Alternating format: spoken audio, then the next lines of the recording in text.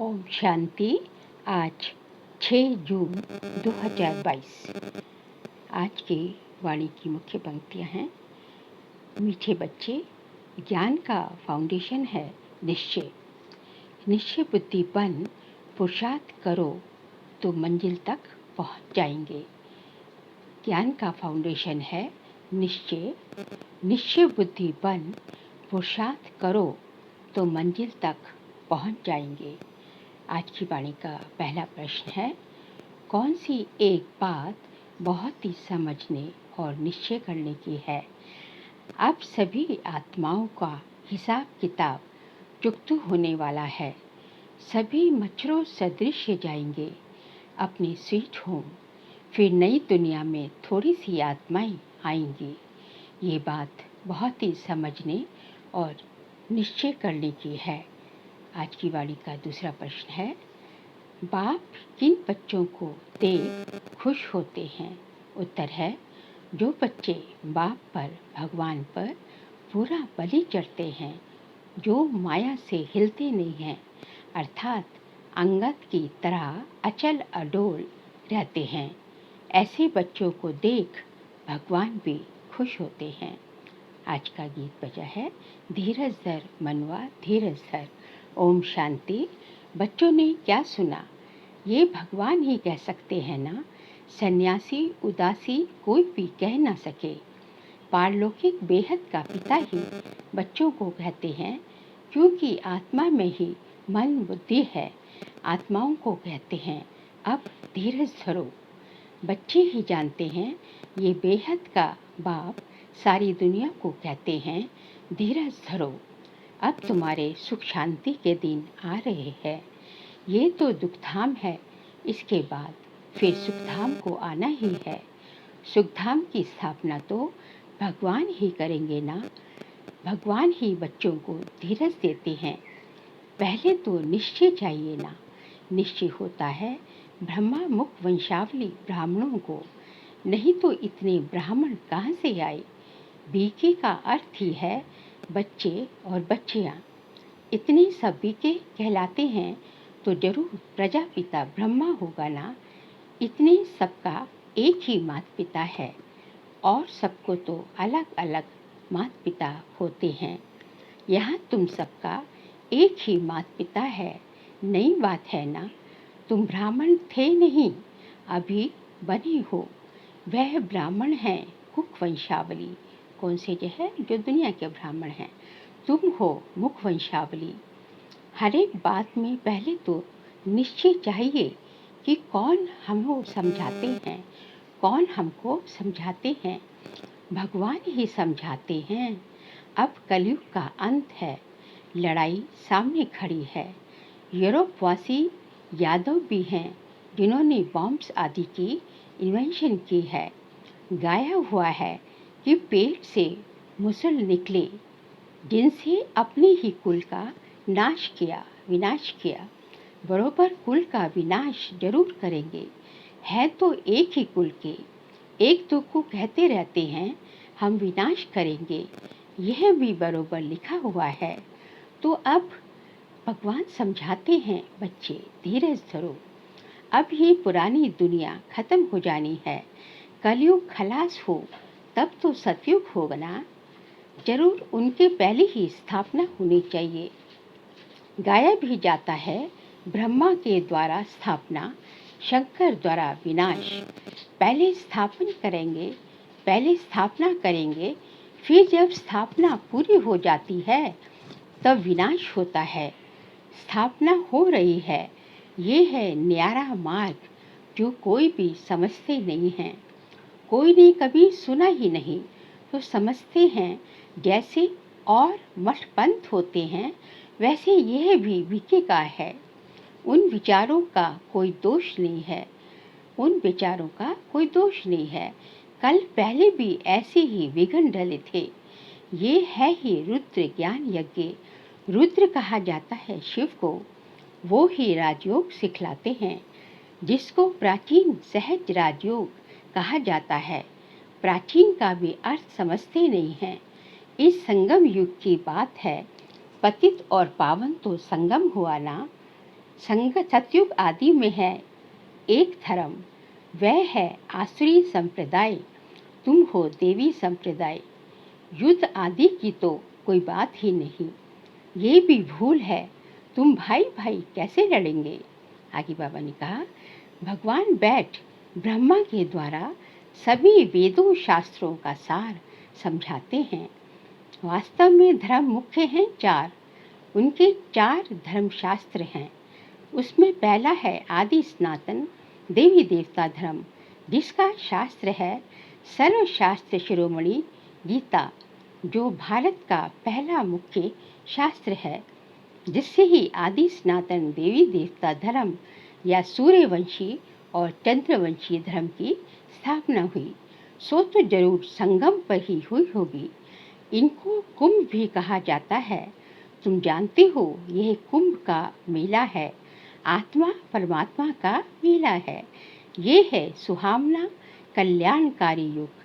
कलयुग को बदल सतयुग होना ही है, इसलिए कल्याणकारी कहा जाता है। सतयुग से त्रेता होता है, फिर त्रेता से द्वापर होता है, तो कलाएं कम होती जाती हैं, अकल्याण होता ही जाता है। लेकिन इस टाइम संगम पर कोई कुछ भी अकल्याण नहीं है। इस टाइम हर चीज में कल्याण है। हर चीज की ब्राह्मणों की इस टाइम क्या है, चढ़ती कला है। बाद में सतयुग से तो फिर उतरती कला ही शुरू हो जाती है। फिर जरूर कल्याण करने वाला चाहिए ना।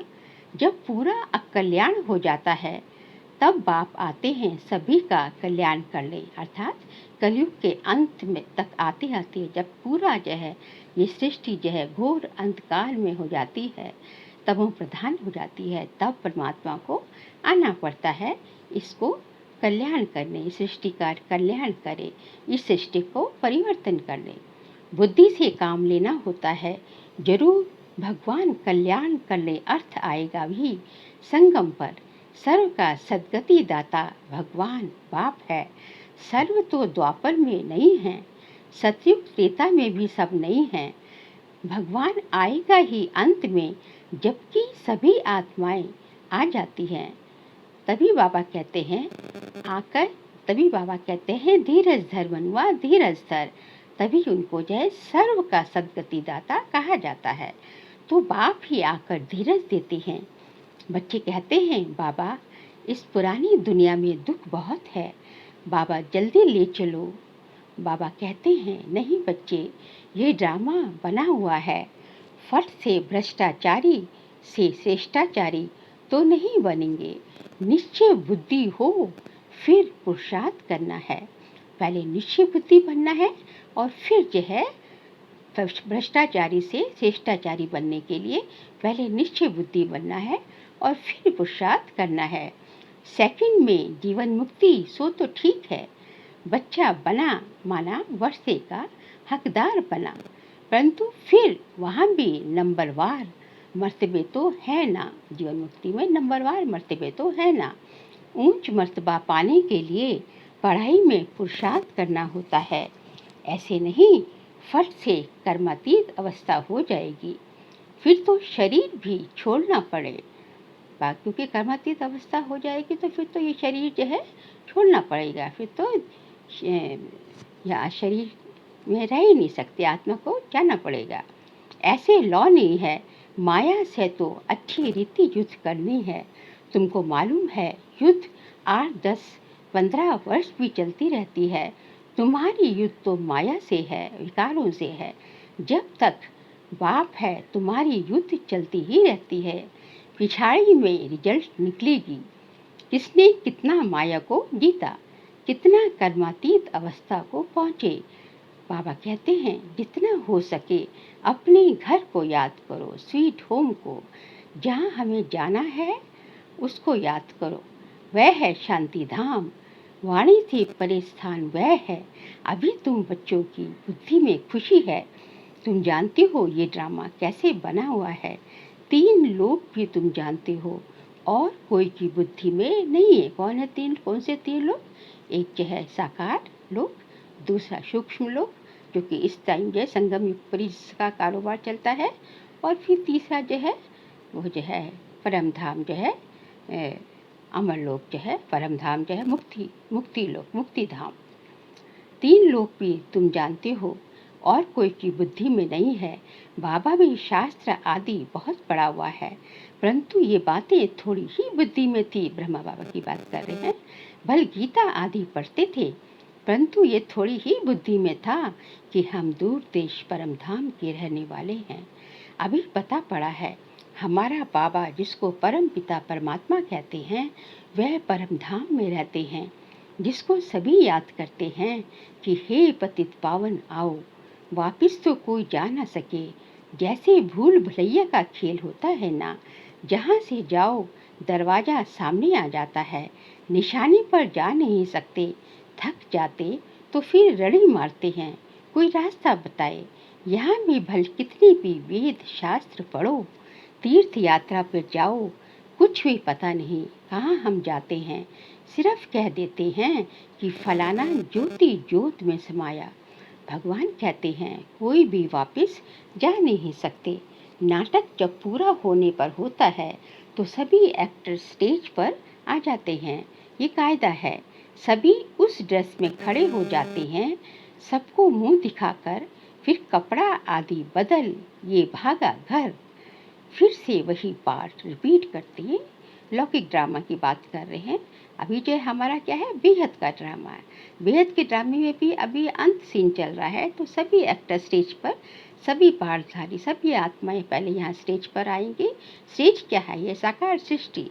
और उसके बाद जो है फिर जो है अपने जो है कपड़ा बदल, मतलब अपने शरीर को जो है, कपड़ा क्या है, शरीर को यहीं छोड़ के फिर अपने घर फिर भागेगी। फिर जो है शांति धाम जो है, जहाँ से आई थी जो है वहीं जाएंगी। और फिर जो है दोबारा जो है ड्रेस बदल जो है, फिर दोबारा से जो है अपने जो है पाठ अनुसार जो है फिर सतयुग में फिर जो है वापस जो है इस सृष्टि पर पाठ बजाने आती हैं। फिर से नाटक इसी तरह जो है फिर से जो है बेहद का नाटक भी फिर से रिपीट होता है, जिसकी आयु है 5000 वर्ष, जैसे कि एक कल्प कहा जाता है। ये फिर है बेहद का नाटक। अभी तुम देही अभिमानी बनते हो, अर्थात आत्म अभिमानी बनते हो। जानते हो हम आत्मा ये शरीर छोड़ दूसरा लेंगे। पुनर्जन्म तो होते हैं ना, 84 जन्म में 84 नाम हमने धारण किए हैं। अब ये नाटक पूरा हो गया है।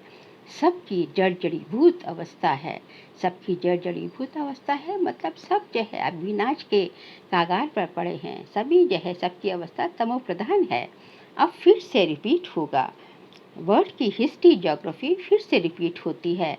तुम जानते हो अब हमारा पाठ पूरा हुआ, फिर वापस जाएंगे। बाप का फरमान भी कोई कम थोड़ी ही है। पतित पावन बाप बैठ समझाते हैं, बच्चे तुमको बहुत सहज उपाय बतलाता हूँ।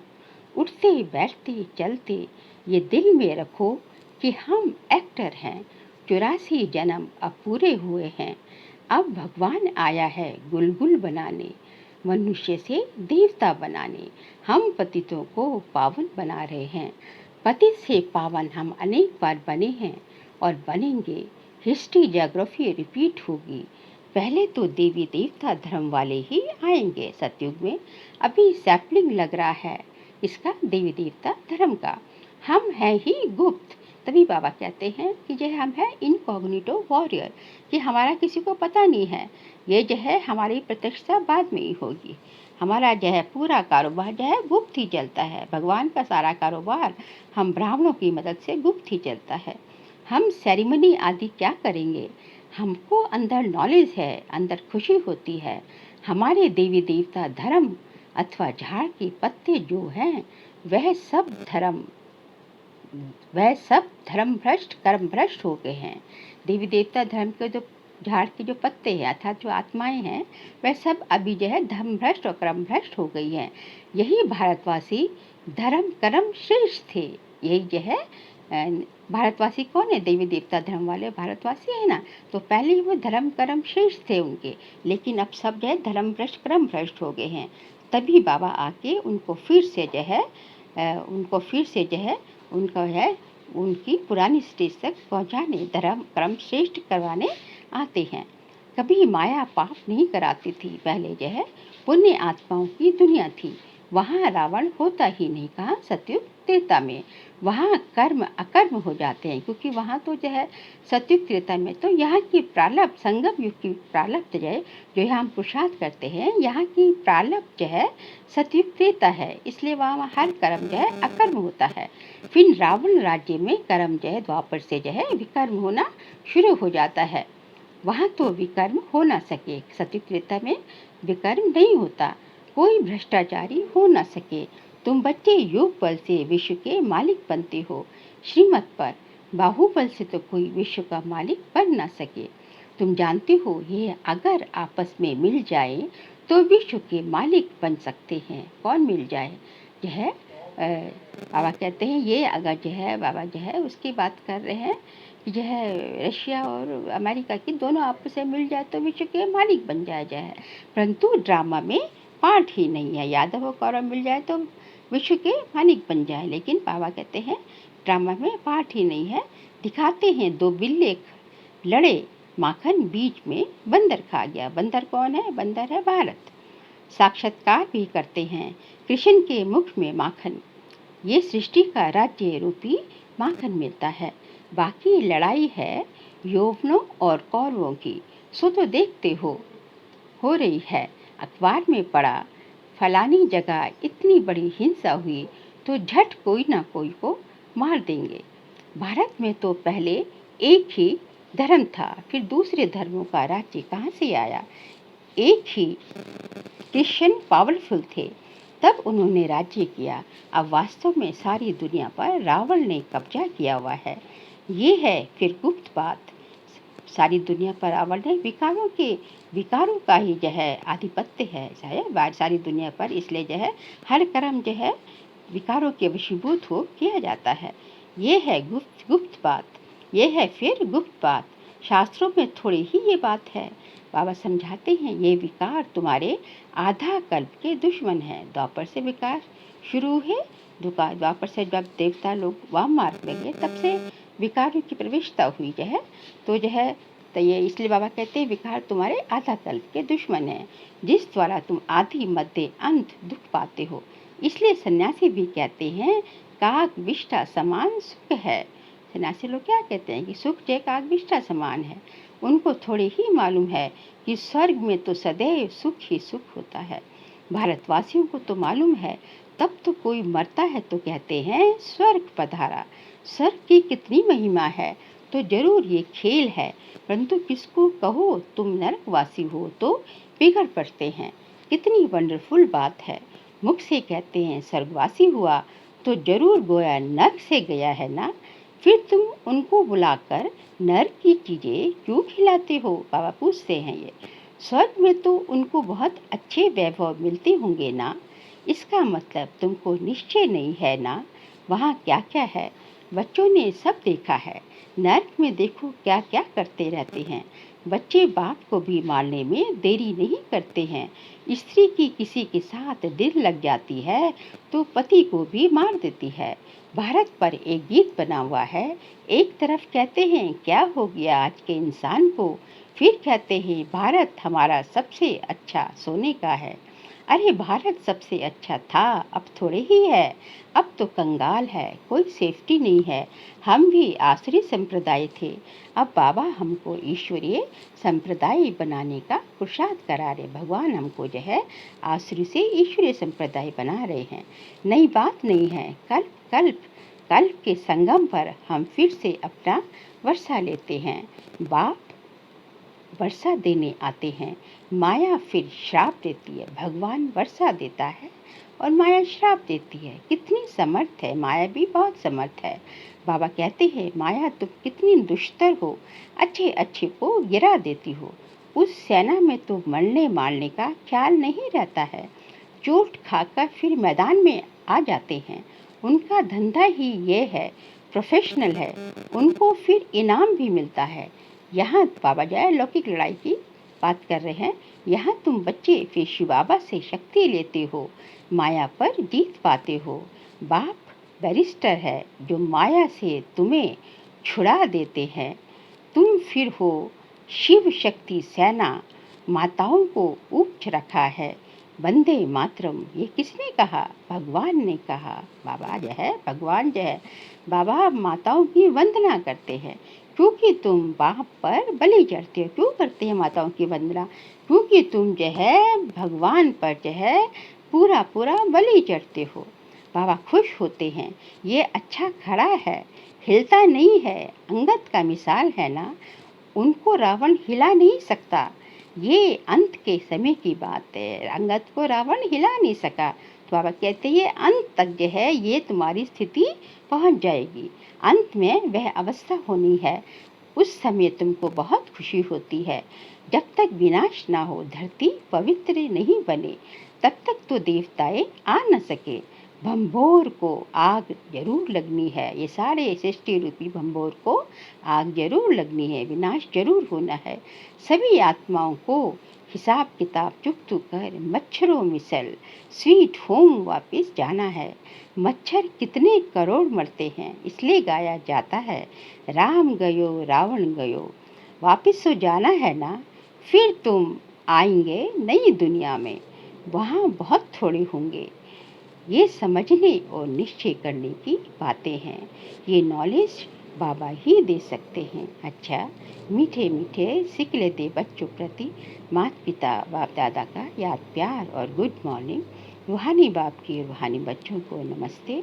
हम रूहानी बच्चों की रूहानी बाप दादा को नमस्ते नमस्ते नमस्ते। सार के लिए पॉइंट्स हैं। उठते बैठते चलते अपने को एक्टर समझना है। दिल में रहे हमने 84 जन्मों का पाठ पूरा किया, अब घर जाना है। देही अभिमानी अर्थात आत्म अभिमानी हो रहना है। निश्चय बुद्धि हो कांटों से फूल बनने का पुरुषार्थ करना है। माया से युद्ध कर विजयी बन कर्मातीत बनना है। जितना हो सके अपने घर को याद करना है। आज का वरदान है, अपने हल्केपन की स्थिति द्वारा हर कार्य को लाइट बनाने वाले बाप समान न्यारे प्यारे भव। अपने हल्केपन की स्थिति द्वारा हर कार्य को लाइट बनाने वाले बाप समान न्यारे प्यारे भव। मन बुद्धि और संस्कार, ये आत्मा की जो सूक्ष्म शक्तियाँ हैं, तीनों में लाइट अनुभव करना, यही बाप समान न्यारे प्यारे बनना है। क्योंकि समय प्रमाण बाहर का तमो प्रधान वातावरण मनुष्य आत्माओं की वृत्तियों में भारीपन होगा। जितना बाहर का वातावरण भारी होगा, उतना आप बच्चों के संकल्प कर्म संबंध लाइट होते जाएंगे और लाइटनेस के कारण सारा कार्य लाइट चलता रहेगा। कारोबार का प्रभाव आप पर नहीं पड़ेगा। यही स्थिति बाप समान स्थिति है। आज का स्लोगन है, इसी अलौकिक नशे में रहो वाह रे मैं, तो मन और तन से नेचुरल डांस होती रहेगी।